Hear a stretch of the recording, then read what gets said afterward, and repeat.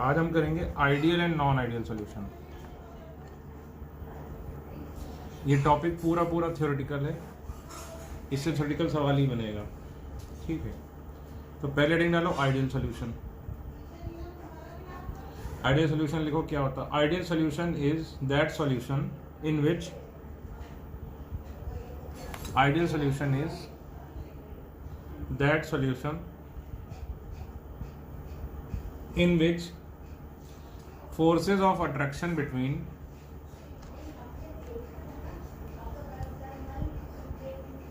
solvent solute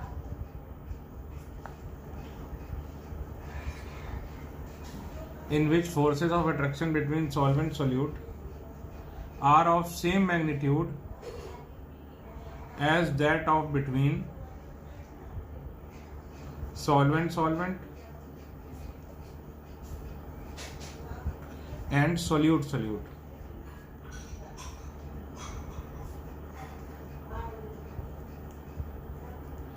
देखिए क्या कह रहा है कि आइडियल सॉल्यूशन क्या होता है, जिसमें सॉल्वेंट, आपको पता ही, हम एक क्या डिनोट करते हैं? सॉल्वेंट, और बीच को क्या डिनोट करते हैं? सॉल्यूट। तो जिसमें सॉल्वेंट और सॉल्यूट के बीच में फोर्स ऑफ अट्रैक्शन सेम हो, जो सॉल्वेंट सॉल्वेंट के बीच में हो और जो सॉल्यूट सॉल्यूट के बीच में हो। ठीक,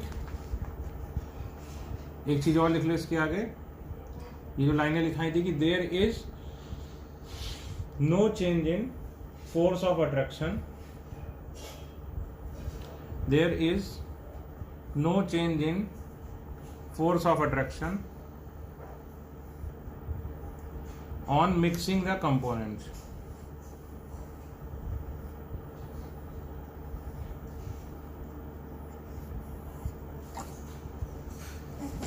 There is no change in force of attraction on mixing the component।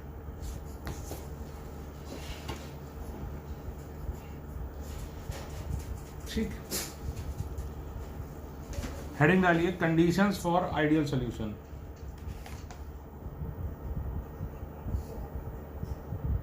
Conditions for ideal solution, delta H mixing is equal to 0। इसका मतलब क्या हुआ कि मिक्सिंग करते समय ना हीट निकली और ना ही हीट एब्जॉर्ब हुई। मिक्सिंग करते समय ना हीट निकली और ना ही हीट एब्जॉर्ब हुई, तो नो हीट इज इवॉल्व्ड और एब्जॉर्ब्ड।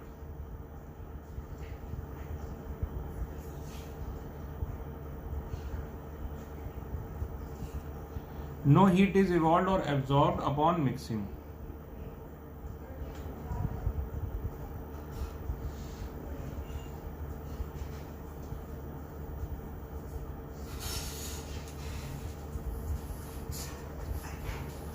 दूसरा,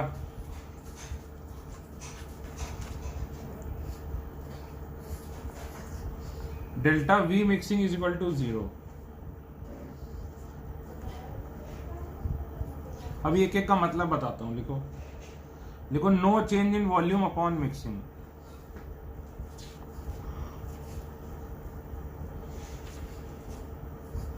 मतलब कि अगर 100 ml और 50 ml मिलाओगे तो कितना होगा? 150 ml। सर ये तो ऑब्वियस सी बात है, 100 ml और 50 ml मिलाओ, हमने तो बचपन में सवाल भी करे थे, तो 150 ml होता। नहीं, 100 ml प्लस 50 ml 149 ml भी हो सकता है, 151 ml भी हो सकता है। ये कब होता है? जब नॉन आइडियल सोल्यूशन होता है। और 100 ml plus 50 ml is equal to 150 ml, ये कब होता है?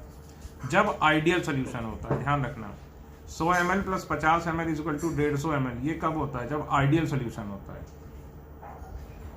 तीसरा,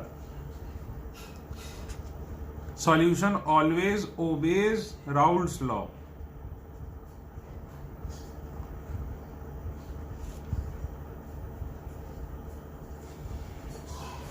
Solution always obeys Raoult's law under all conditions of temperature and pressure।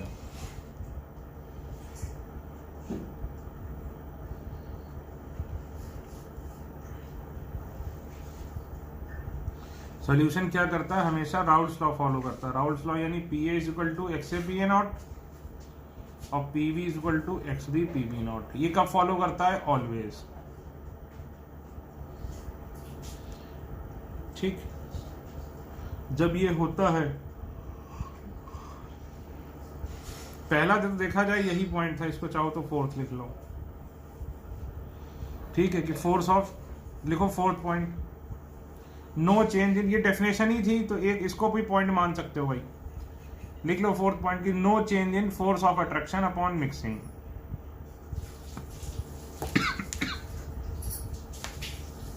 No change in force of attraction upon mixing. अब देखिए, एक क्वेश्चन आया था नीट में कि डेल्टा एच मिक्सिंग क्या होता है।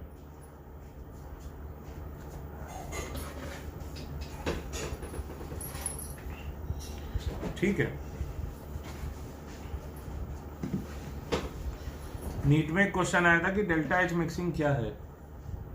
तो अब देखो, जैसे ए के पास बी लेके आए, तो ए के पास बी, ये किस में है? सॉल्यूशन में है। सॉल्यूशन के पहले क्या रहा होगा? Pure solvent. सॉल्यूशन के पहले क्या रहा होगा? Pure solvent. यानी पहले ए के पास क्या होगा? ए। बी के पास क्या रहा होगा? बी। ठीक, इससे क्या मिला? सॉल्यूशन। तो जब इसको मिक्स करोगे तो ए की जगह बी कैसे आएगा? सोच के देखो, पहले हमें ए को रिमूव करना पड़ेगा, रिमूव करके जगह बनानी पड़ेगी यहां पर, तभी तो बी आएगा। इसको जब रिमूव करोगे तो इनके बीच में क्या है बताओ? इंटरमोलिकुलर फोर्स ऑफ अट्रैक्शन है। इसको रिमूव करने के लिए हमें एनर्जी क्या करनी पड़ेगी? देनी पड़ेगी। जो एनर्जी देनी पड़ेगी वो मान लो डेल्टा एच ए। ठीक है, ये क्या होगी? एंडोथर्मिक, या फिर इसको क्या बोल दो? डेल्टा H1 चाहो तो बोल दो। ठीक है, ये क्या था भाई? सॉल्वेंट। अब देखो, ये जगह तो खाली हो गई, जैसे ये ए था, ये जगह खाली हो गई, लेकिन इस जगह में तुम्हें बी लाना है। लेकिन बी कैसे लाओगे? बी तो बी के पास है, तो बी को भी क्या करोगे? रिमूव करोगे। उसमें भी तुम्हें क्या करना पड़ेगा? एनर्जी देनी पड़ेगी, क्योंकि यहाँ पे फोर्स ऑफ अट्रैक्शन के अगेंस्ट इसको तोड़ना है, इसको दूर ले जाना है। यहाँ फोर्स ऑफ अट्रैक्शन है तो तुम्हें खुद एनर्जी लगानी पड़ेगी। तो ये डेल्टा H2 क्या हो जाएगा? Delta H B. अब ठीक है, अब ये खाली जगह में जब तुम यहाँ बी ले आए, अब ले आए तो यहाँ पर क्या होगा? Force of attraction. New force of attraction जब भी आता था, याद करो, एनर्जी रिलीज होती थी। जब भी क्या आता था? न्यू फोर्स ऑफ अट्रैक्शन, तो क्या होता था? एनर्जी रिलीज होती थी। तो इसमें एनर्जी रिलीज होगी, मान लो डेल्टा H3, इसको क्या लिख देंगे? Delta H A B. ठीक, तो देखो टोटल डेल्टा H कितना हुआ?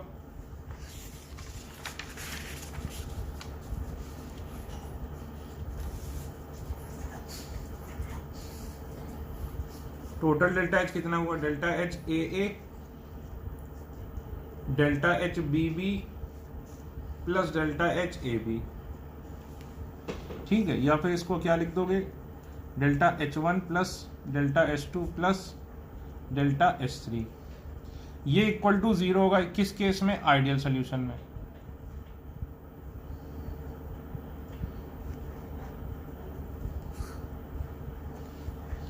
ये क्या है भाई? एंडोथर्मिक। ये क्या है? एंडोथर्मिक। और ये क्या है? एक्सोथर्मिक। ठीक है, ये ध्यान रखना। तो ये एक बार नीट में आ चुका है कि ये डेल्टा H होता क्या है। तो ये डेल्टा H 3 चीजों का सम होता है। ठीक है, ऑब्वियसली ये कॉपी में कराया हुआ था, एकदम एग्जैक्टली कॉपी से उठ के आ गया था।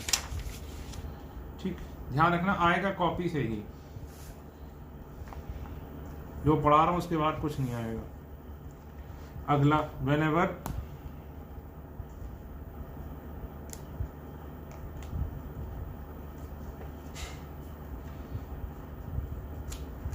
whenever two liquid or gases are mixed, whenever two liquid or gases are mixed, whether ideal or non-ideal, whether ideal और नॉन आइडियल, ब्रैकेट में लिखना वेदर आइडियल और non ideal, entropy of mixing always increases, और या entropy always increases. देखो entropy हमेशा mixing, कोई भी चीज मिक्स करोगे, एंट्रोपी क्या होती है सर, अभी ये थर्मोडायनेमिक्स में पढ़ा नहीं, एंट्रोपी समझ लीजिए डिसऑर्डरनेस।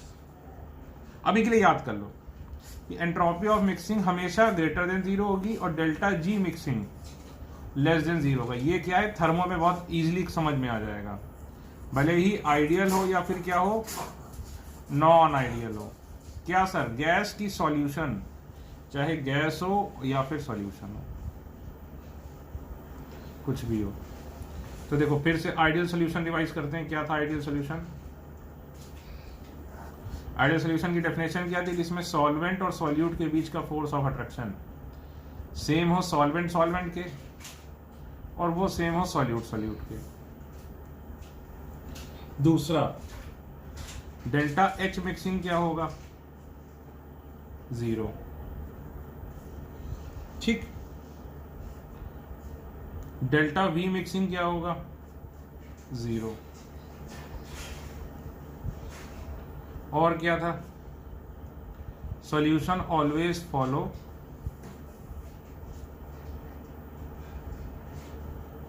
राउल्ट्स लॉ, ठीक है। और डेल्टा एच मिक्सिंग क्या होता है, delta H one plus delta H two plus delta H three. पांचवा पॉइंट, हमेशा जब भी मिक्सिंग होगी तो एंट्रोपी हमेशा बढ़ेगी, और डेल्टा जी क्या होता है, गिव्स फ्री एनर्जी, ये हमेशा कम होगी। ये तो हमेशा होगा, हमेशा जब भी कुछ भी मिक्स करोगे ये हमेशा होगा, लिख लो ये।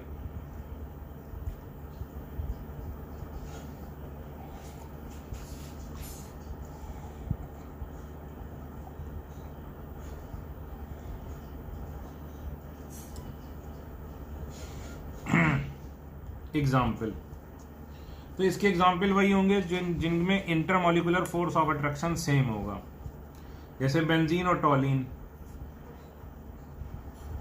तो लिखो पहला एग्जाम्पल, बेंजीन एंड टॉलिन। ये तो मैं स्ट्रक्चर बना रहा हूं, ये नहीं आपको नाम लिखना है।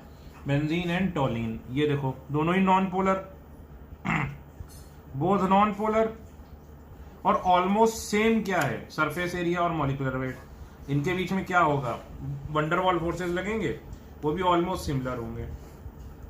N hexane and n heptane, n hexane and n heptane, ठीक है, n hexane and n heptane, ठीक।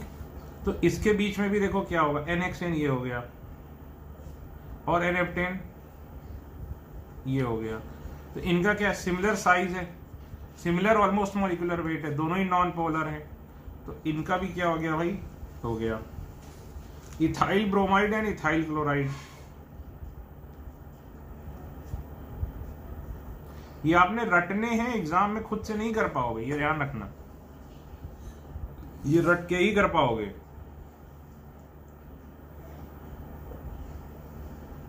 मेडिकल वालों को तो खासकर याद होने चाहिए, और जेई एडवांस वालों को। अगला, क्लोरोबेंजीन एंड ब्रोमोबेंजीन।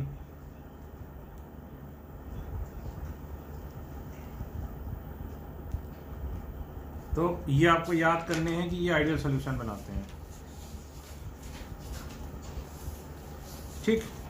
अब इसके बाद 2-3 एग्जाम्पल के लिए 5, 6, 7 आप जगह छोड़ दीजिए। आपको क्या होगा, 8 क्या होगा, असाइनमेंट में मिलेंगे 42, असाइनमेंट में मिलेंगे, टेस्ट में मिलेंगे, 41 ईयर्स में मिलेंगे। तो जहां जहां मिलेंगे आप इसमें ऐड कर लेंगे। तो 4 एग्जाम्पल के लिए आप और जगह छोड़ दीजिए, ठीक है। अब लिखो note, note, no solution is perfectly ideal. आपको पता ही है भाई, जैसे आइडियल गैस नहीं होती वैसे ही आइडियल सॉल्यूशन नहीं होता। तो no solution is ideal solution, ठीक है। No solution is perfectly ideal solution, solution are nearly ideal. ठीक है। Very dilute solution, very dilute solution are considered as, very dilute solutions are considered as ideal solution।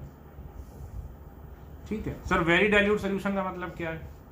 Very dilute solution का मतलब यही है कि आप जैसे घर में आपकी बाल्टी है पानी की, तो पानी की बाल्टी में एक क्रिस्टल नमक डाल दीजिए, एक चम्मच नमक नहीं, एक जो उसका दाना होता है नमक का, छोटा सा होता है ना क्रिस्टल, वो आप डाल दीजिए, तो प्रैक्टिकली वो क्या हो जाएगा, वेरी डाइल्यूट सॉल्यूशन। प्रैक्टिकली वो क्या हो जाएगा, वेरी डाइल्यूट सॉल्यूशन। अब चलिए इसका ग्राफ बनाना, हमें ग्राफ समझना। इसके ग्राफ में मेडिकल वालों को दिक्कत होती है।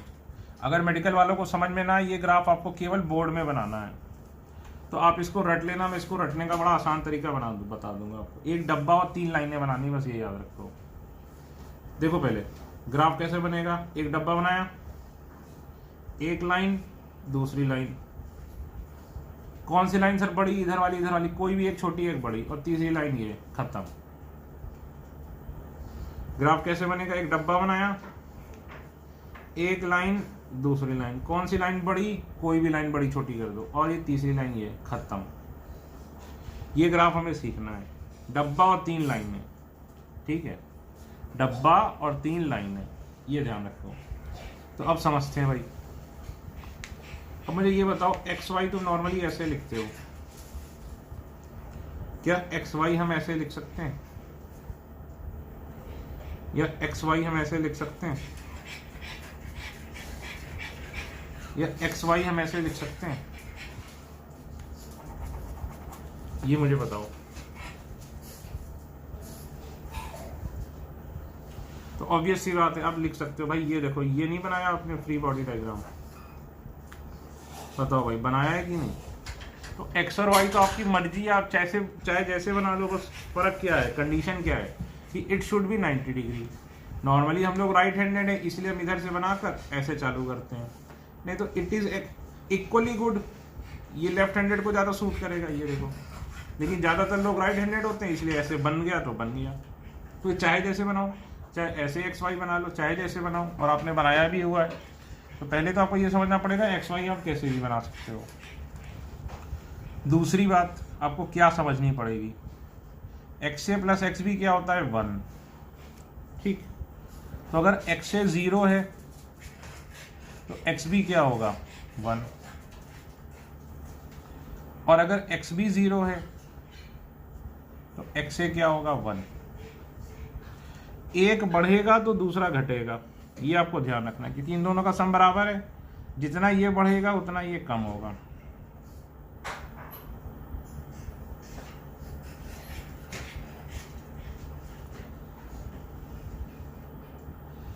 ठीक है,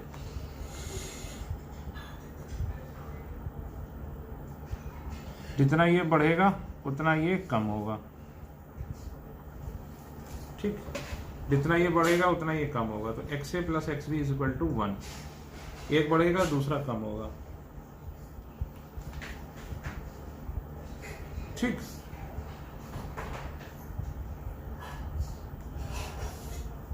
ठीक है, तो अब ये देखो हमने ग्राफ बनाया।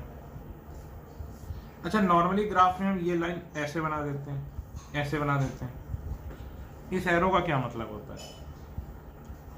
इस एरो का ये मतलब होता है कि ये लाइन कहाँ तक जाएगी, इनफाइनाइट तक। इस लाइन का क्या मतलब होता है, इस एरो का ये मतलब होता है कि ये लाइन कहाँ तक जाएगी, इनफाइनाइट तक जाएगी। लेकिन हमें पता है कि एक्स से 0 से कहाँ तक जाएगा, मैक्सिमम 1 तक, इसीलिए हम ये लाइन नहीं बनाएंगे, ठीक। अब बताओ P A is equal to क्या है आइडियल सोल्यूशन के लिए? अभी कुछ लिखना नहीं, समझो, एक्स से पी ए नॉट, तो y is equal to M X plus C. इसका ग्राफ यूं बनेगा और यहीं तक बनेगा, क्योंकि एक्स ए की मैक्सिमम वैल्यू क्या हो सकती है, 1। एक्स ए की मैक्सिमम वैल्यू क्या हो सकती है, 1, ठीक। अब एक बात बताओ, ये क्या है, x A P A not,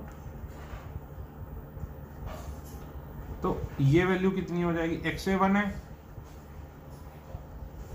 तो ये वैल्यू कितनी हो जाएगी, पी ए नॉट। अब एक बात बताओ, अगर सपोज हम एक्स बी प्लॉट करें ऐसे, यहां पर एक्स बी 0 है, यहां पर 1 है, तो एक्स बी ऐसे आएगा, खुद बताओ, ऐसे ओरिजिन से जाता हुआ। अगर हम इस वाले एक्स वाई में प्लॉट करें तो इसी तरीके से तो आएगा भाई, ऐसे प्लॉट करोगे तो यूं आएगा, इसमें प्लॉट करोगे तो यूं आएगा।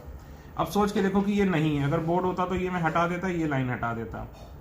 अब सोच के देखो, ये एक्स एक्सेस है इधर वाली, ये वाई एक्सेस है, ठीक, एक्स बी क्या है, 0, ठीक, एक्स बी 0 से बढ़ता जा रहा, बढ़ता जा रहा, बढ़ता जा रहा है, तो एक्स बी क्या हो गया, 1, ठीक,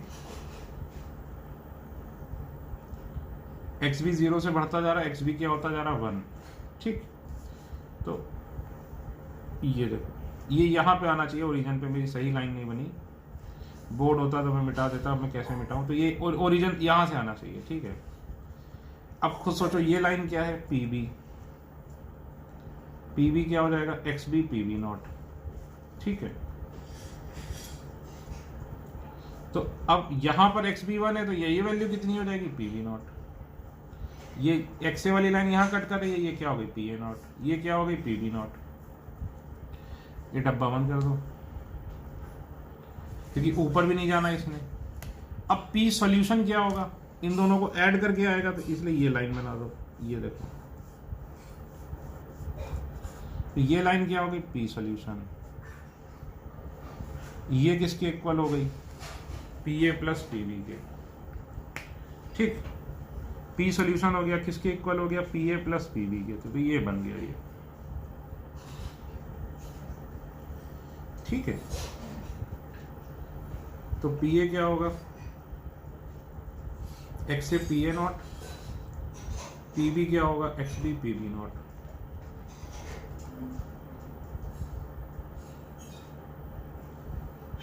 ठीक। अब नोट, अब ये ग्राफ बना लीजिए आप, ये सब लिख लीजिए और ये बना लीजिए, ये सब तो बेकार था, ठीक है।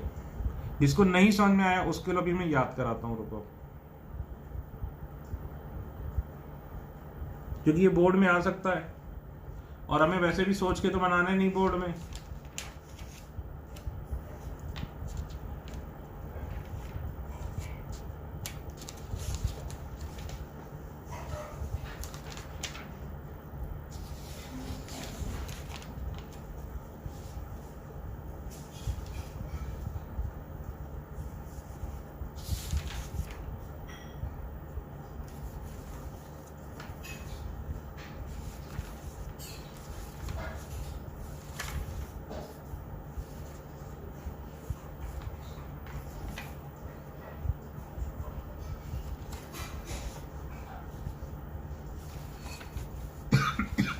देखो कैसे बनाओगे, बोर्ड में आ जाएगा, तो एक डब्बा बना लिया, 3 लाइनें बना ली, 1 2 3, स्ट्रेट लाइन होनी चाहिए, स्केल से बनाना। अब यहाँ लिखा एक्स से 0, 0 से एक्स से कहाँ तक जाएगा, 1 तक। एक्स से 0 होगा तो एक्स बी क्या होगा, 1, एक्स से 1 होगा तो एक्स बी क्या होगा, 0। ये क्या है, P A is equal to X से पी ए नॉट, तो यहाँ पर एक्स से 1 है, तो ये वैल्यू क्या हो जाएगी बेटा, फिर से एक्स से को 1 रख दो, पी ए नॉट, ठीक। ये वाला क्या है, P B is equal to X B P B not, तो ये वैल्यू क्या हो जाएगी, पी बी नॉट, ठीक। और ये क्या हो जाएगा, P solution equal to P A plus P B, ठीक है। अब देखो नोट 1, एक बार मैं बोलूंगा, आपको सलाह दूंगा, इसको अभी इस डायग्राम को रफ में बना के देख लो कि बना पा रहे हो कि नहीं। एक बार रफ में आप इसको बना के देख लीजिए, ये ठीक है, बोर्ड के लिए इंपॉर्टेंट है। अब लिखो note 1, addition of more volatile component in the solution, addition of more volatile component in the solution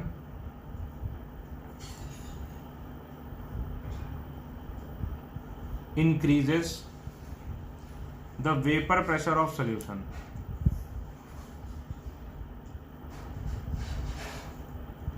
Addition of more volatile component in the solution increases vapor pressure of solution. जितना मोर volatile डालते जाओगे उतना ही vapour pressure बढ़ता जाएगा। कैसे sir? अब देखो graph में समझाऊंगा, समझ आए तो ठीक, ना समझ में आए तो कोई ऐसी बात नहीं है, बहुत फाइन पॉइंट है। खुद देखो हाइट किसकी ज़्यादा है, PA0 ज़्यादा है PB0 से? बताओ, इस डायग्राम को देख के क्या लग रहा है? ये तो जिसका प्योर स्टेट में वेपर प्रेशर ज़्यादा होता है हम इसको क्या बोलते हैं? मोर वोलेटाइल।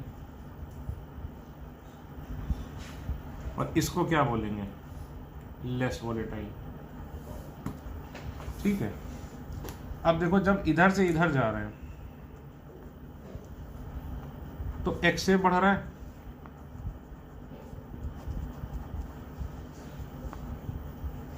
ठीक, x से बढ़ेगा तो ऑब्वियसली x भी कम होगा। लेकिन सोच के देखो, जब लेफ्ट से राइट जा रहे हो, x से मतलब मोर वोलेटाइल कंपोनेंट का मोल फ्रैक्शन बढ़ रहा है। भाई लेफ्ट से राइट जा रहे हो तो क्या हो रहा है? मोर वोलेटाइल बढ़ रहा है। बोलो बेटा, है कि नहीं? मोर वोलेटाइल कौन सा था? ए। ठीक,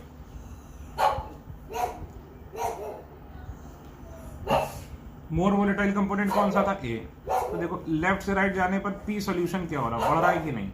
ये देखो ऊपर की तरफ जा रहा है। लेफ्ट से राइट जाने पर मोर वोलेटाइल बढ़ रहा है, तो पी सॉल्यूशन भी देखो क्या हो रहा है? बढ़ता चला जा रहा है। इसीलिए बोलते हैं कि जितना ज्यादा मोर वोलेटाइल डालोगे उतना ही ज्यादा क्या होगा? बताओ भाई, वेपर प्रेशर बढ़ता चला जाएगा। अब इधर से इधर देख लो चाहो तो, लेफ्ट से राइट जाने पर लेस वोलेटाइल बढ़ रहा है, इधर से इधर आने पर, ठीक, लेफ्ट से राइट आने पर क्या हो रहा है? लेस वोलेटाइल बढ़ रहा है। तो इधर से इधर आओगे तो खुद देखो, लेस वोलेटाइल जैसे जैसे बढ़ाते जाओगे पी सॉल्यूशन क्या हो रहा है? कम होता जा रहा है। अच्छा, एक और बात, पी सॉल्यूशन हमेशा मोर वोलेटाइल के वेपर प्रेशर से कम होगा और लेस वोलेटाइल से ज्यादा होगा, ये भी बात है। ठीक है, तो इसीलिए बोला कि जैसे जैसे मोर वोलेटाइल बढ़ता जाएगा पी सॉल्यूशन बढ़ता जाएगा। दूसरा, जैसे बॉइलिंग पॉइंट क्या होता है किसी भी प्योर लिक्विड का, जैसे वाटर का बॉइलिंग पॉइंट कितना होता है? 100 डिग्री सेल्सियस।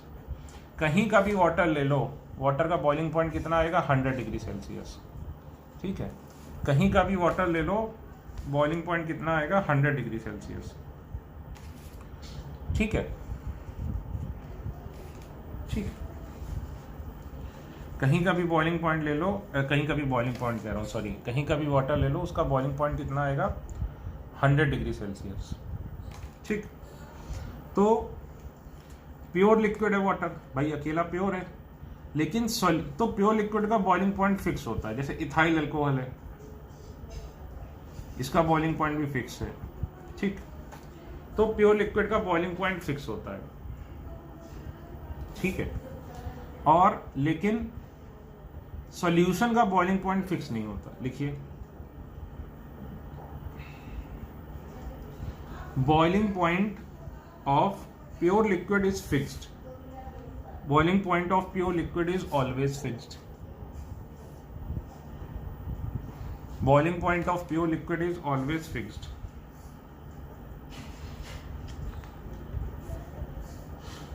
ठीक,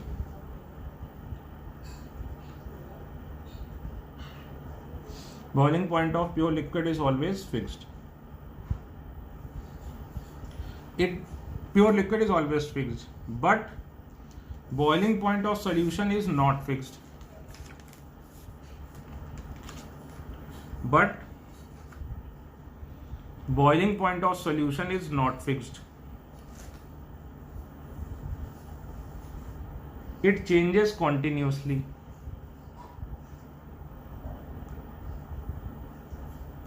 It changes continuously. देखो बॉइलिंग पॉइंट पहले तो होता क्या, पहले ये समझ लो फिर लिखते हैं. बॉइलिंग पॉइंट वो टेम्परेचर है जब वेपर प्रेशर ऑफ सॉल्यूशन किसके इक्वल हो जाए, एटमॉस्फेरिक प्रेशर के.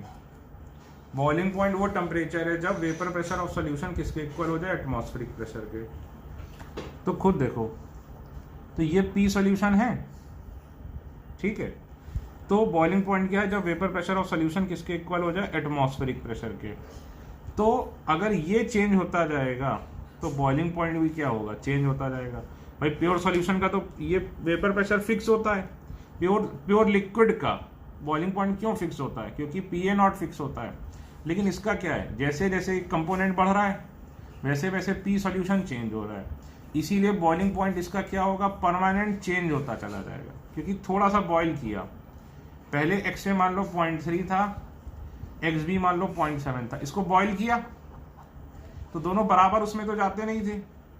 तो अब एक्स बी बचा कितना, सपोज करिए 0.6, अब एक्स ए हो गया 0.4. एक ज्यादा जाएगा एक कम जाएगा. तो क्या होगा, यहां पर मोल फ्रैक्शन चेंज होते रहेंगे, ऐसा समझिए. जब बॉइल करोगे मोल फ्रैक्शन चेंज होते रहेंगे, मोल फ्रैक्शन चेंज होते रहेंगे. तो ये देखो इधर से इधर आता जाता रहेगा, तो पी सॉल्यूशन भी चेंज होता रहेगा. सर नहीं समझ में आई बात, बेटा नहीं समझ में आई तो बस आपने याद करना है क्या, कि प्योर लिक्विड का वेपर प्रेशर फिक्स होता है और सॉल्यूशन का चेंज करता है. बस इतनी सी बात है. मैं एक्स्ट्रा ही समझा रहा हूँ, नहीं समझ में आया तो कोई बात नहीं, ठीक है. क्या समझाया, क्या बताया याद रखने को, कि प्योर लिक्विड का बॉइलिंग पॉइंट क्या होता है, फिक्स्ड. प्योर लिक्विड का बॉइलिंग पॉइंट क्या होता है, फिक्स्ड. ठीक, प्योर लिक्विड का बॉइलिंग पॉइंट होता है फिक्स्ड, और सॉल्यूशन का बॉइलिंग पॉइंट क्या होता है, फिक्स नहीं होता, वो परमानेंट चेंज होता रहता है. क्यों चेंज होता रहता है, बाहर में जाए. तो देखो मैं लिखा दे रहा हूं, लेकिन boiling point of a solution is not fixed. It changes even during boiling continuously. It changes even during boiling continuously. Hence,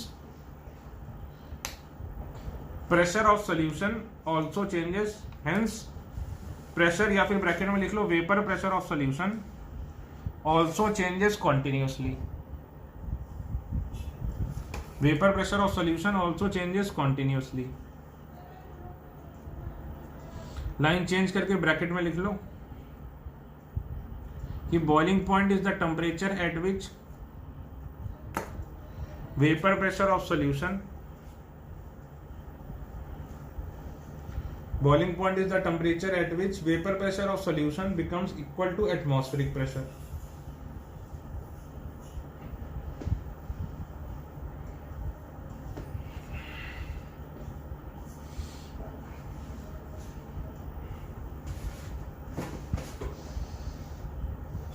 ठीक है.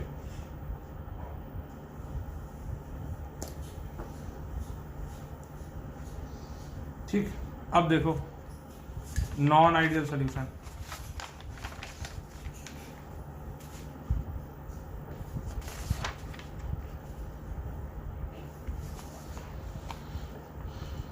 भाई आइडियल क्या था बताओ, डेफिनेशन क्या थी आइडियल की,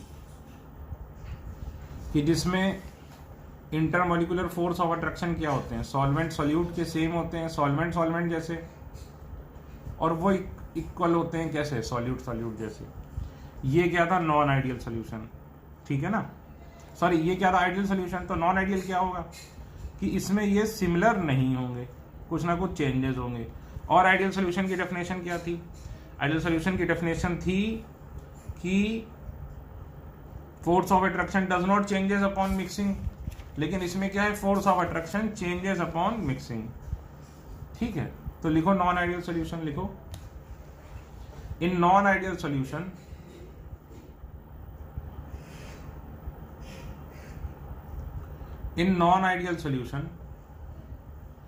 force of attraction between solute, solvent,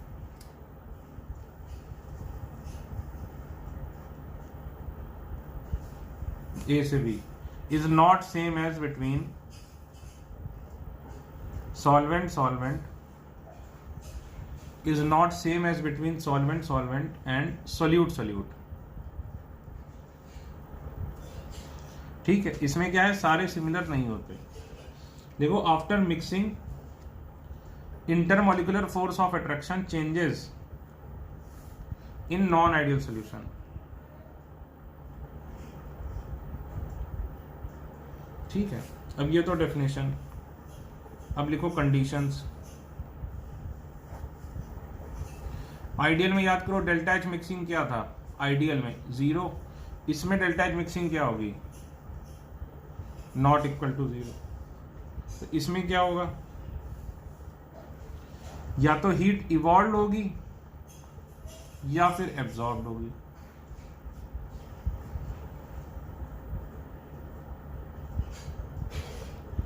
या तो हीट निकलेगी या हीट एब्जॉर्ब होगी। तो डेल्टा एच मिक्सिंग क्या होगा, नॉट इक्वल टू 0। ठीक है, या तो हीट निकलेगी या तो हीट एब्जॉर्ब होगी। आइडियल में क्या होता था, याद करो, डेल्टा एच मिक्सिंग क्या थी, 0। इसमें क्या होगा, delta V mixing will not be equal to 0, यानी कि 100 प्लस 50 ml कभी भी 150 ml नहीं होगा। ये क्या होगा, या तो 150 से ज्यादा होगा या तो 150 से कम होगा। ठीक है, तो लिख लो वॉल्यूम इंक्रीजेस और डिक्रीजेस, ये भी लिख लेना, ये इससे समझ में आता है। यहां लिख लो साइड में, वॉल्यूम इंक्रीजेस और decreases upon mixing. Volume increases और डिक्रीजेस अपॉन मिक्सिंग। और आइडियल में क्या था,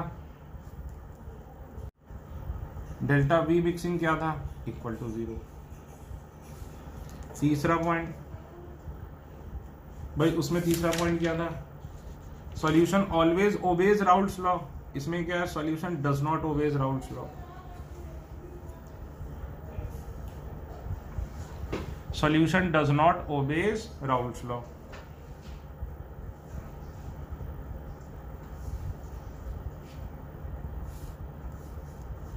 इसमें क्या है, P A is not equal to X A P A not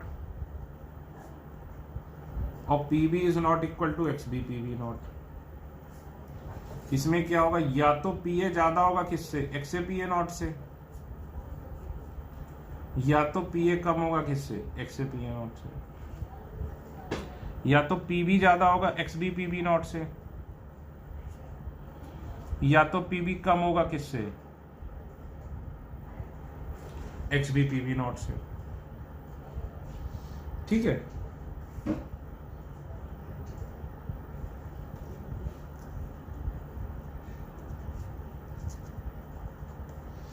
ठीक, तो लिख लो, non ideal solution does not obeys Raoult's law under all conditions of temperature and pressure. All conditions of temperature and pressure. Bracket में लिख लो, generally it does not obeys Raoult's law. Generally it does not obeys Raoult's law. अब देखो, mixing कर रहे हो तो mixing में डेल्टा एस मिक्सिंग हमेशा ग्रेटर देन 0 होगा और डेल्टा जी मिक्सिंग हमेशा लेस देन 0 होगा, चाहे आइडियल हो या नॉन आइडियल। ये तो आपको बता ही दिया था, ये पॉइंट हमेशा कॉमन है, लिख लो।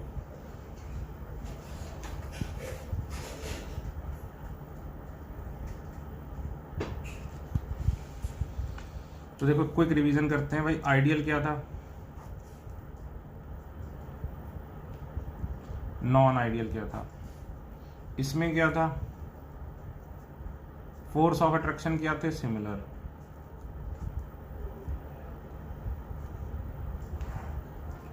इसमें क्या है, force of attraction not similar. ठीक, इसीलिए इसमें क्या होता था, force of attraction does not changes upon mixing, does not change upon mixing.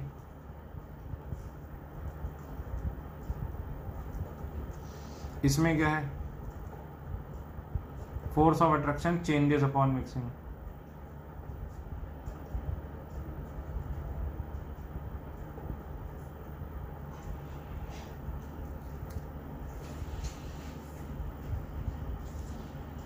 ठीक,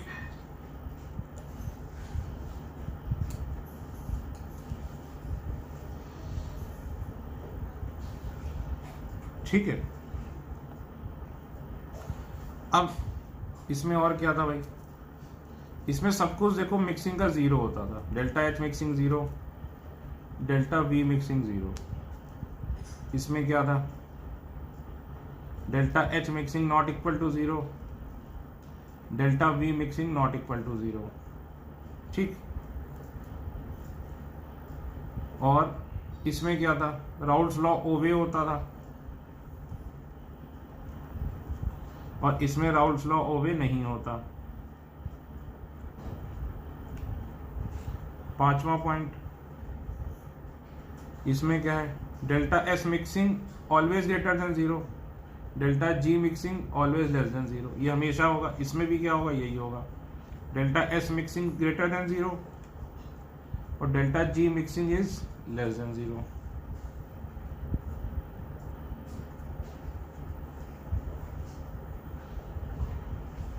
ठीक है, ये लिख लो, और इसको एक बार बगैर देखे लिख के देखो, ये याद हुआ कि नहीं।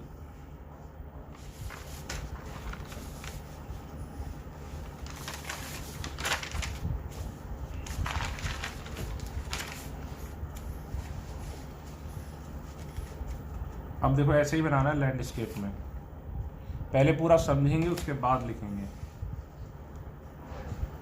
ठीक है, अभी नहीं लिखेंगे, पहले पूरा समझेंगे फिर लिखेंगे।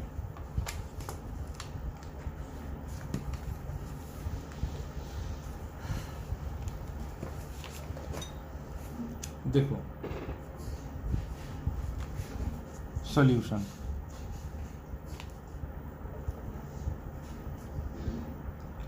एक होता आइडियल सॉल्यूशन, एक होता है नॉन आइडियल सॉल्यूशन।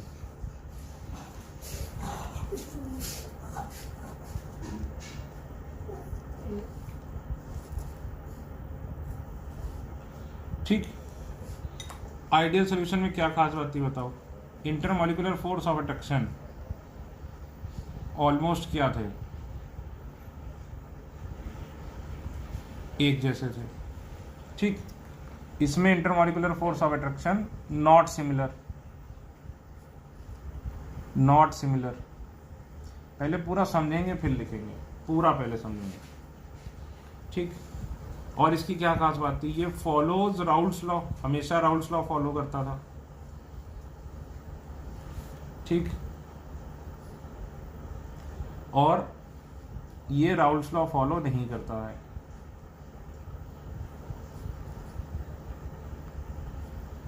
जैसे आइडियल गैस नहीं होती थी जो PV equal to NRT follow करती थी, और ये क्या था, नॉन आइडियल क्या होता था, मतलब रियल गैस क्या होती थी, नॉन आइडियल का मतलब क्या हुआ, रियल सॉल्यूशन, जो आइडियल गैस लॉ फॉलो नहीं करता था। अब एक एक करके, इसमें क्या बात थी, ये तो थी, तो इंटरमॉलिक्यूलर फोर्स ऑफ अट्रैक्शन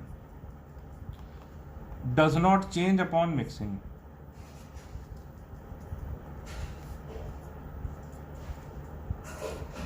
अब इसमें चेंज होंगे, तो चेंज होंगे तो कैसे होंगे सर, तो चेंज होके वो बढ़ भी सकता है और चेंज होके वो कम भी हो सकता है। तो दो केस बनेंगे नॉन आइडियल में, ये देखो दो केस बनेंगे, एक होगा पॉजिटिव डिविएशन और एक होगा निगेटिव डिविएशन। एक होगा क्या पॉजिटिव डिविएशन, एक होगा क्या निगेटिव डिविएशन। ठीक है, ये चीज यहां लिखना। ठीक, ठीक है। अब देखो पहला point, always follows Raoult's law.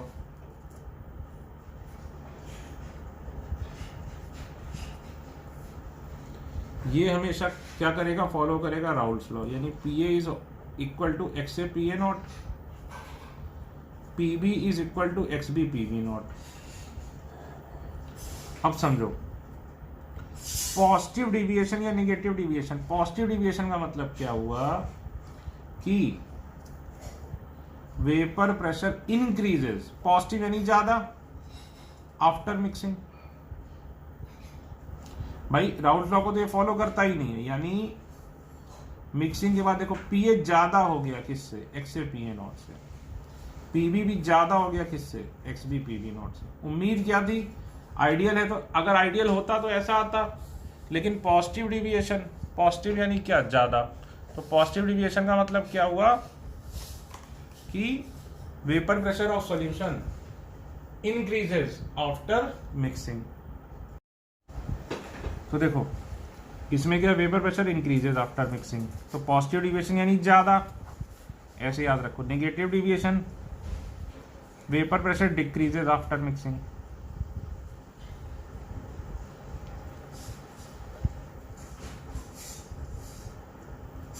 ये देखो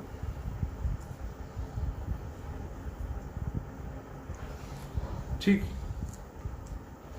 दूसरा पॉइंट, अब ये देखो, there is no change in intermolecular force of attraction upon mixing. Intermolecular force of attraction does not change upon mixing.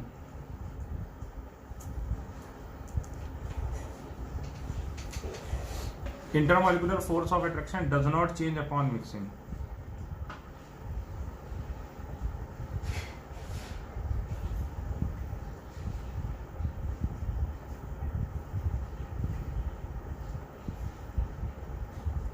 अब इसमें क्या, intermolecular force of attraction change होता है, तो कैसे चेंज होता है खुद देखो भाई, याद करो। Intermolecular force of attraction inversely proportional to vapour pressure था, इसमें वेपर प्रेशर बढ़ रहा है, तो इंटरमोलिकुलर फोर्स ऑफ अट्रैक्शन क्या होता है, डिक्रीजेज आफ्टर मिक्सिंग। ये ट्रिक है याद रखने की। और इसमें क्या हो रहा है, वेपर प्रेशर कम हो रहा है, यानी इंटरमोलिकुलर फोर्स ऑफ अट्रैक्शन बढ़ रहा होगा। Intermolecular force of attraction increases after mixing.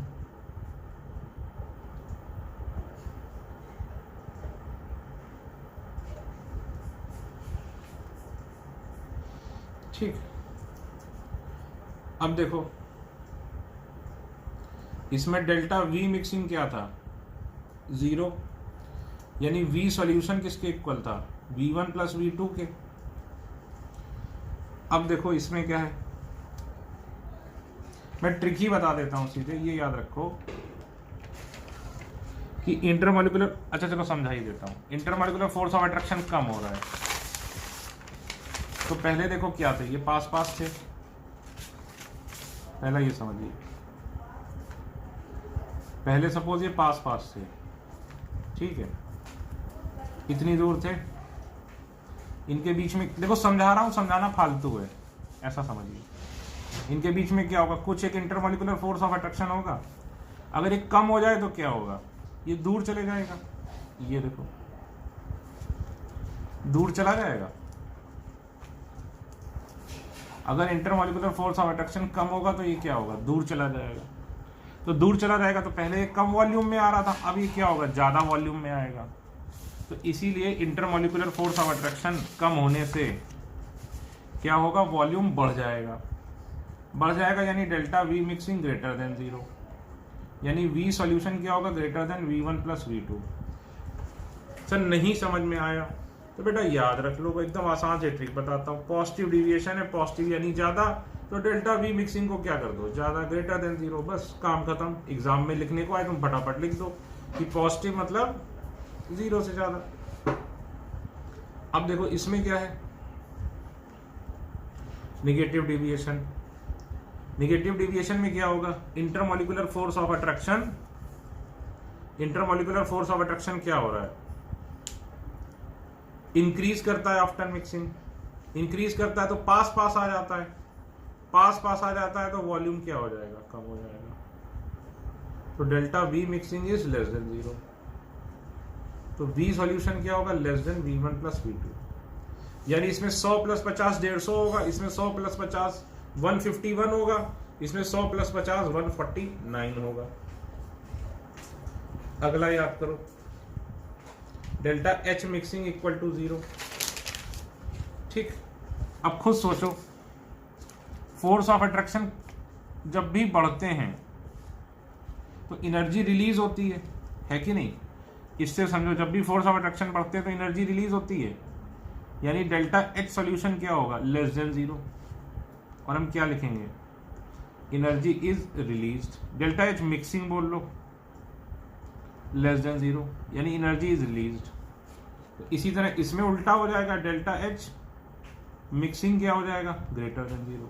इसमें क्या होगा, एनर्जी इज एब्जॉर्ब्ड। अब देखो ये भी याद रखना बहुत आसान है, अगर फोर्स ऑफ अट्रैक्शन छोड़ दो तो देखो पॉजिटिव में सब बढ़ रहा है और निगेटिव में सब कम हो रहा है 0 से। ये देखो सब कुछ कम है निगेटिव में, पॉजिटिव में सब कुछ ज्यादा है। इसको कैसे याद रखोगे, इसको ऐसे याद रखोगे कि पॉजिटिव को हमने कैसे याद रखा कि जिसका राउल्स लॉ से ज्यादा हो रहा है, तो जिसका राउल्स लॉ से ज्यादा हो रहा है वेपर प्रेशर ज्यादा, तो फोर्स ऑफ अट्रैक्शन कम। जिसका वेपर प्रेशर कम, निगेटिव यानी वेपर प्रेशर कम, उसका फोर्स ऑफ अट्रैक्शन ज्यादा। तो बस ठीक है। तो डिक्रीजेज आफ्टर मिक्सिंग, यानी हम क्या बोलेंगे कि सॉल्यूट और सॉल्वेंट के बीच में, यहां पर ये पूरा लिख लीजिएगा। इसको लिखने के बाद यहां पर एक लाइन लिखनी रहेगी, सुन लीजिए कि force of attraction between solvent and solute is less then average of force of attraction between solvent solvent and solute solute. इसमें क्या लिखोगे, force of attraction between solvent and solute is more than force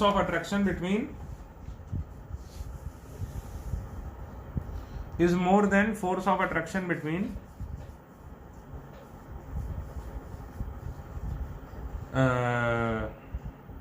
average of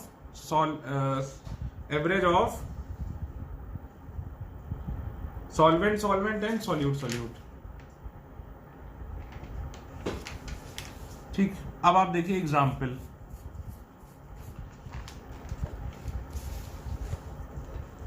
ये देखिए इसके example है, ये आपने रटने बैठ के। कई टीचर इस पे समझाने पे यकीन करते हैं, मैं बिल्कुल यकीन नहीं करता हूँ, क्योंकि मुझे पता है कि समझा के आप ये एग्जाम में नहीं कर पाओगे, गलती करोगे, इसलिए मैं इसको समझाने में यकीन नहीं करता हूँ। तो ये पॉजिटिव डिविएशन के एग्जाम्पल हैं 9, और इसको छोड़ दीजिए अभी। ये आप देखिए निगेटिव डिविएशन के एग्जाम्पल, ये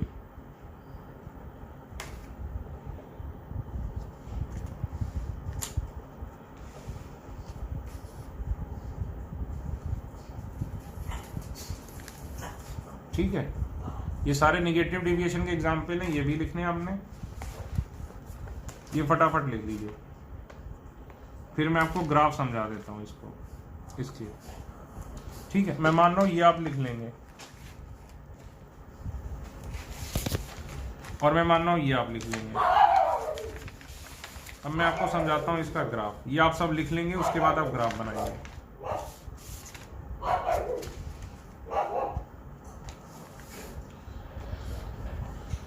देखो पॉजिटिव डिविएशन,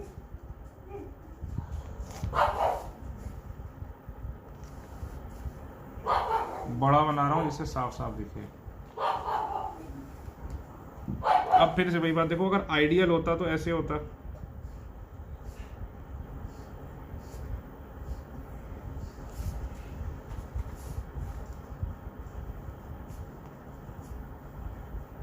ये देखो ये होता आइडियल, ये क्या होता एक्स से पी ए नॉट,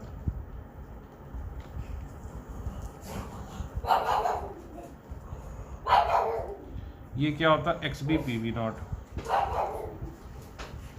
ठीक,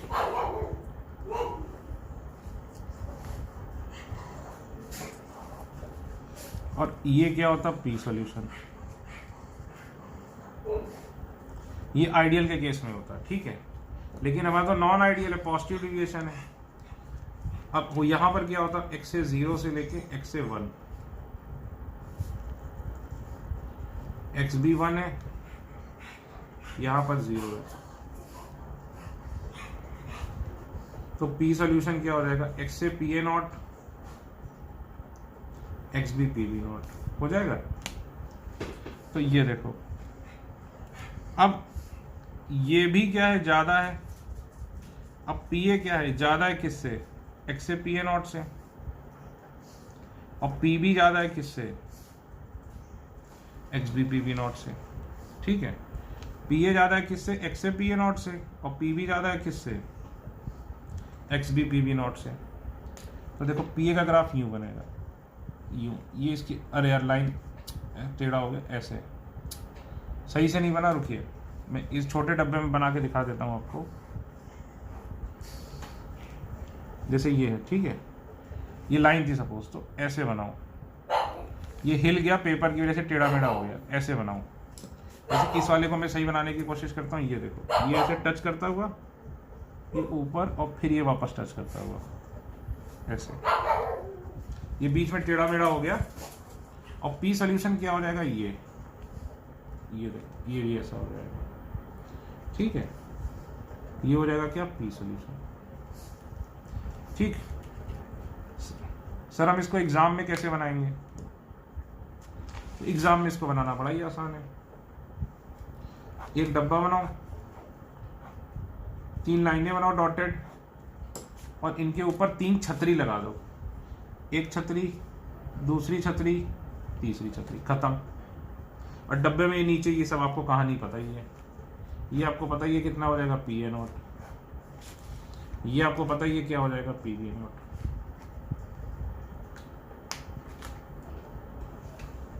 ठीक। तो देखो वेपर प्रेशर आइडियल में क्या होता था, एक से ज्यादा रहता था और दूसरे से हमेशा कम रहता था, ये होता था आइडियल में। लेकिन पॉजिटिव में क्या है, इससे और इससे दोनों से ही क्या हो सकता है, ज्यादा। तो लिख लो कि vapour pressure of solution can be, vapour pressure of solution can be even more than vapor pressure of pure component, can be even more than vapor pressure of both the components, ठीक है। अब negative वाला तो आप खुद ही सोच सकते हो डब्बा, ये देखिए मैं यहां बनाता हूं,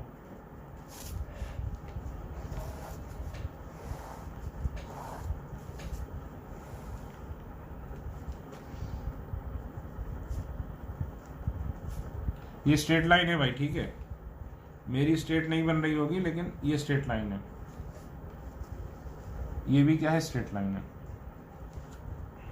ठीक। तो ये क्या है, P A is equal to X A P A not, ये क्या है, P B is equal to X B P B not. ये देखो अब ये निगेटिव डिविएशन है, तो इसमें क्या होगा, P A less than X A P A not, P B less than X B P B not. ये देखो ये नीचे की तरफ बनेगा, नीचे छतरी, ये देखो ये होगा पी ए, सॉरी ये हो जाएगा पी ए, ये हो जाएगा पी बी, और ये हो जाएगा पी सॉल्यूशन, ठीक है। इधर क्या होगा, एक्स से 0 से 1, एक्स बी 1 से 0, ठीक, ठीक है भाई। तो ये हो गया पी ए, ये हो गया पी बी, ठीक। तो अब इसमें पी सोल्यूशन देखो दोनों से ही कम हो सकता है, ये वैल्यू क्या थी, पी ए नॉट, ये वैल्यू क्या है, पी बी नॉट। तो हम क्या बोलेंगे, P solution can be less than both the components. Ideal solution में क्या होगा, हमेशा बीच में रहेगा, पॉजिटिव में दोनों से ज्यादा हो सकता है, नेगेटिव में दोनों से कम हो सकता है। तो लिख लो P solution will be less than both the, will be less than vapour pressure of pure, vapour pressure of both the components, vapour pressure of, sorry, can be even less than, मतलब यही है कि can be even less than vapour pressure of less volatile component, इसमें less volatile से भी कम हो सकता है,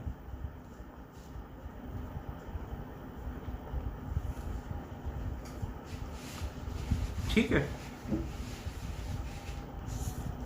तो ये हो गया। नेक्स्ट लेक्चर में हम इसमें थोड़ा सा बचा है आधे घंटे का, तो आज मैं उतना बड़ा वीडियो नहीं बना रहा हूँ क्योंकि ज़्यादा हो जाएगा। तो नेक्स्ट लेक्चर में आधे घंटे का ये आएगा, प्लस हम पार्ट 1 शुरू कर देंगे जो कि है मोल कंसेप्ट का। तो मोल कंसेप्ट फिर से आपको रिवाइज कराया जाएगा। तो मोल कंसेप्ट के आपके 3 से 4 लेक्चर आएंगे, ठीक है। तो वो भी आपने अच्छे से करने, ये याद रखिएगा। ठीक है भाई, थैंक यू।